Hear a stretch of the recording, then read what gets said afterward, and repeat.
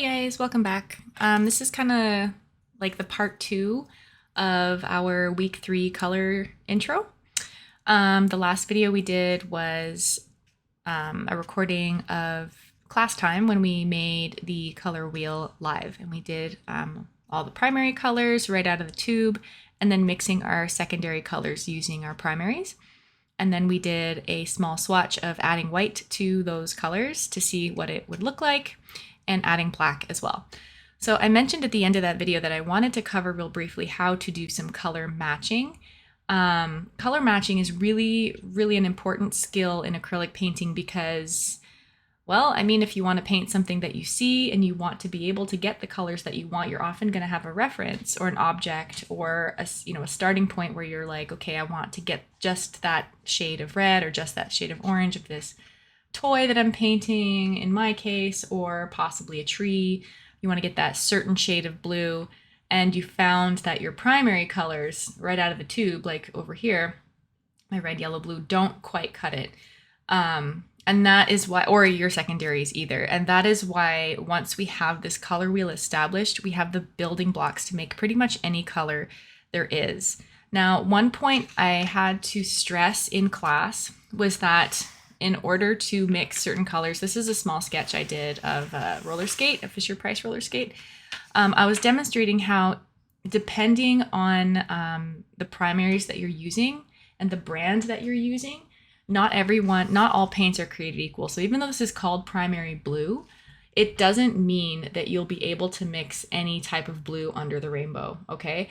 So that is possibly a common misconception, that you can't actually make every blue possible from any blue that you buy. And this is why you'll go to the art store and they will have different types of blues. Let me see if I can find another one. And over time, you get to learn what your preferences are and what your favorite kind of palette is. Now, for instance, this is a phthalo blue by Dessert. And it is, actually, I'll just crack it open. You can see phthalo blue, oops, by nature is much darker than some other types of blues.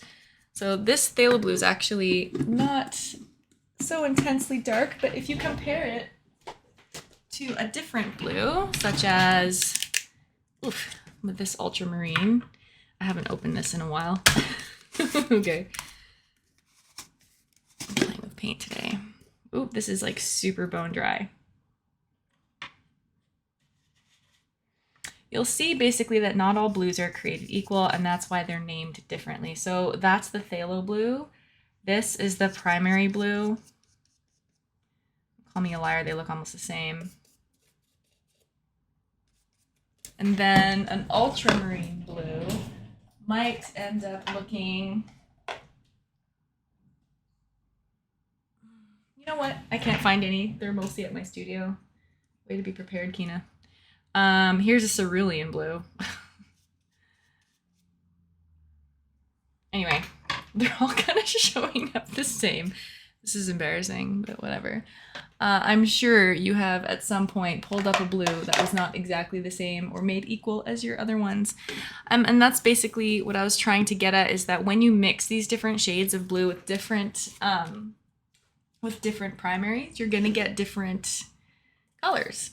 And different blues, different greens, different yellows, different reds, all have different properties, and you cannot actually make every single color with one set of primaries. I think that was just the point I was trying to get across. Anyway, when you're color matching, it's important to realize that you, to get a completely perfectly accurate color, you might need more than one set of primaries, right? So you might have your primary blue, your ultramarine, your cerulean, and then for yellows, there are a lot of different kinds. This is primary, but there's also cadmium yellow, yellow ochre, like warm canary yellows and stuff like that.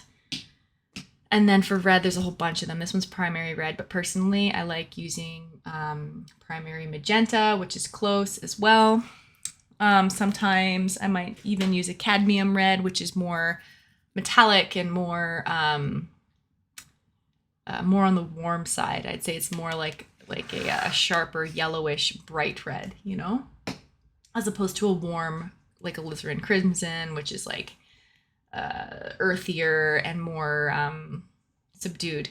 Anyway, all that to say is that when you're color matching, you have to keep going back and forth. If you're trying to mix a certain shade of red, or you know, or you're trying to match, say, the color of this table, for example. We got pretty close by adding the complementary color. This is red with just a bit of green. So I was just gonna do a few color matching demos. Nothing too fancy. I gotta, you know, actually start painting and stop talking.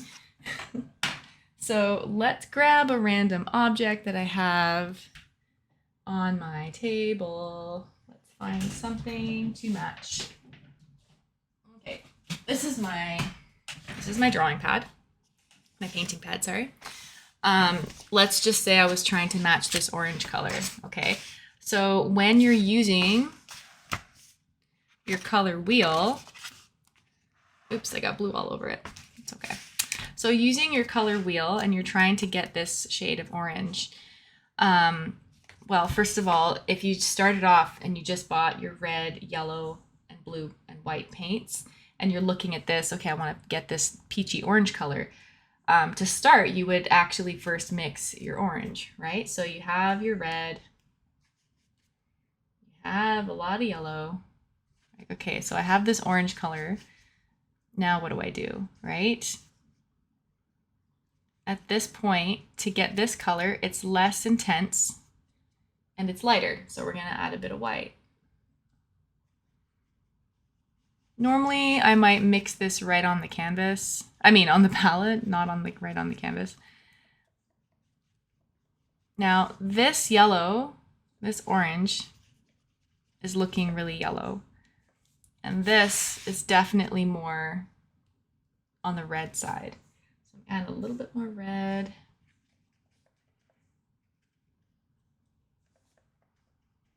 And that comes pretty close. This one was pretty easy because it's just orange. Let's see if we can zoom in on that and get the color to not autocorrect so much.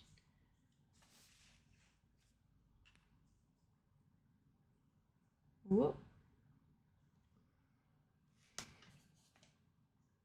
There, change my lighting a bit. So you can see by starting off with red, adding a bit of yellow, we get orange, and then we added a bit of white to match it to this drawing pad cover. Now, maybe let's try a color that's not super easy. Let's try maybe a purple or a brown or a green.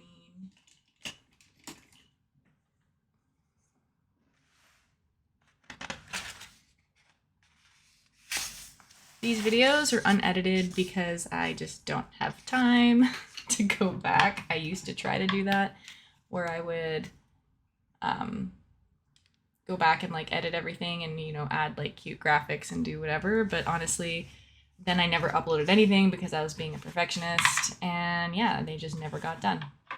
All right, so for purple is always a challenge because the reds and blues that they bring you are often way too dark when you mix them.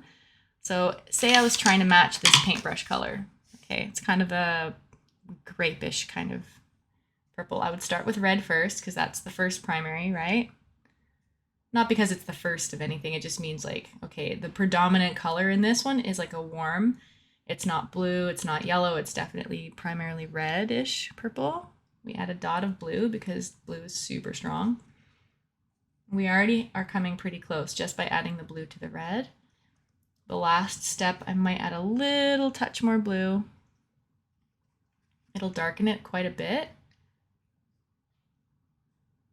And then we're gonna add some white to it. And now, even though it's not like a super whitish color, you can tell that adding the white helps bring that color out a little bit. You can really see it pop after you add white. It also, though, be careful, it makes the color less intense. White will subdue a color. It adds lightness instead of brightness. So it lowers the intensity of the color. So I added a little bit to get it to show, but really it's all about going back and forth between your colors until you get something you like. So this was just red, blue, and white in varying amounts, right? It's pretty close. For the highlight, I would probably do a white like that, maybe a little bit of blue, depending on the lighting in the room.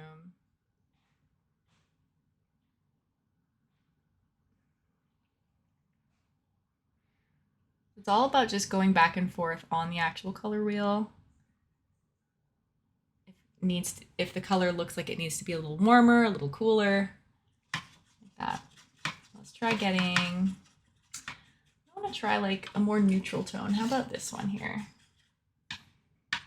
Let's try matching this brown. Brown can be really tricky because it doesn't really have a starting point on the color wheel. So typically what I recommend when painting, when trying to blend a brown, I start with red because it is technically the best place to start for me, because any kind of warm color, I'll always start with red. And brown, I feel like, is more of a family of orange than anything else. So first, to get a nice brown, I will mix an orange, a solid orange. And now you can kind of tell what the color needs if you have the object right next to it. Because, I mean, to the trained eye, sure, but like at this point, this stick looks a lot more green than this. If I were to say, which direction on the color wheel should I go from here? Like for orange to get to brown, should I be going more red or more towards green? And those are simple questions you can ask yourself when you're trying to color match. Am I trying to go towards more, like which, I'm stuck, I don't know where to go. What should I add to get to the next step? Should I go towards the warmer side or the cooler side? And in this case, it's definitely, okay, I don't want it to be any more red or purple. So we're gonna go more on the yellow green side. So I'm gonna add some yellow to it. And it gets lighter, but also yellower. And then once it gets to a certain lightness, I can tell that it's not quite enough. It's still too close to the yellow orange. So I'm gonna add some blue. And essentially by adding blue, it's the same thing as adding green, right? Because I've already added a bunch of yellow and now I'm going to add blue. So it's as if I just added this green, which I will do on the side to show you. So now we have orange. I'm going to add a bit of green to orange and we'll see what it does. Already you can see that adding green to orange neutralizes that yellow and it's turning brown. If you add too much blue or too much green, it gets cranky. It's not going to look good. You can kind of test it over here by doing the opposite, by adding just a bit of orange to the green. You just get a really mucky kind of green. So doing the opposite, where you're adding just a little bit of green to the orange instead, we have a color that's getting pretty close to this shade of brown. And then the last step I would do is to lighten it up. I try not to add white until the end, because it can really offset the color quite a bit. Now we have this like nice warm shade of brown. And that was by starting with red, adding yellow to make it orange, and then slowly going around the color wheel by adding some green to neutralize that. We have like this. I have to tell you that on the camera, it looks kind of different, but in person, it's almost a close match. We're going to make it darker by adding some purple. I'll make like a purple on the side, and this, by adding more red and blue, that's purple, and then it can be like the shadow color for this brown.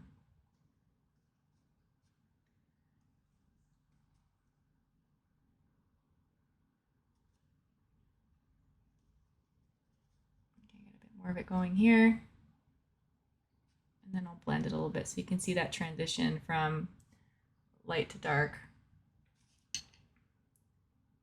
It's pretty close. I think it needs a little bit more red, to be honest. Be richer. Yeah, that's pretty close. So yeah, for brown, we start with red, turn it into orange, and then add a bit of green.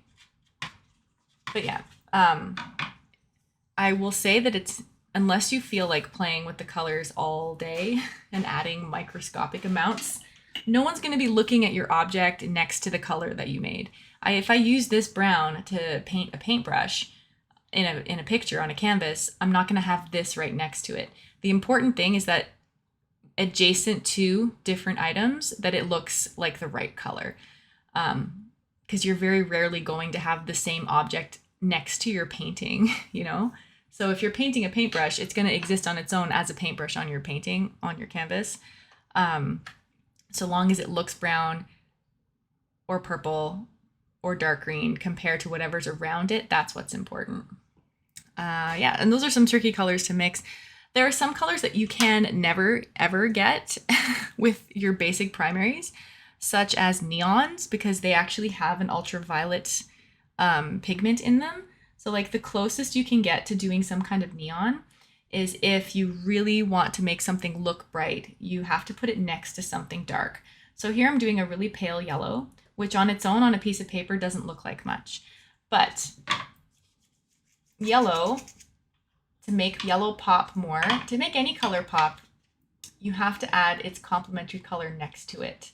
So in this case, if we want to make, like say if you were doing signs or graphics, if I wanted to make yellow look really exceptionally bright, I would match it up next to orange, purple, sorry. So yellow next to orange might not pop as much. You see how very similar they are. Yellow next to green, a bit better. But if you really wanted to get yellow to stand out, you would put it adjacent to purple.